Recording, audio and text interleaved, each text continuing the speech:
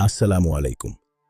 আজ আমি এই সময়ের ভুল ইসলামকে সরিয়ে আসল এবং হজরত মুহাম্মদ সাল্লাল্লাহু আলাইহি ওয়াসাল্লামের তৈরি ইসলাম জানাতে এসেছি।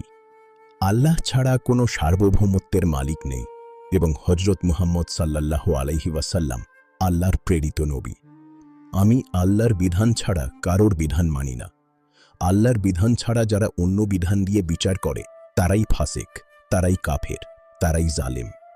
আল্লাহ কোরআনে বলছেন, আর যারা আল্লাহর আইন অনুযায়ী ফয়সালা করে না তারাই জালেম, তারাই কাফের, তারাই ফাসেক।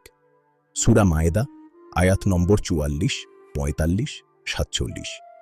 তাই আসুন মানুষের তৈরি বিধান সরিয়ে আল্লাহর তৈরি বিধান প্রতিষ্ঠা করি। আর যারা ধর্ম ব্যবসা করে তারা পাবে জাহান্নামে কঠোর সাজা। আল্লাহ কোরআনে বলেন, তোমরা সামান্য দামে আমার আয়াত বিক্রি করো না। সূরা বাকারা আয়াত নাম্বার ৪১।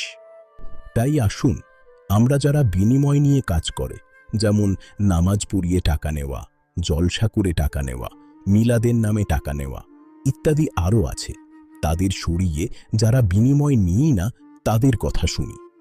আমি আপনাদের কানে পৌঁছিয়ে দিলাম। এবার আপনারা সত্য জেনে যাচাই বাছাই করুন।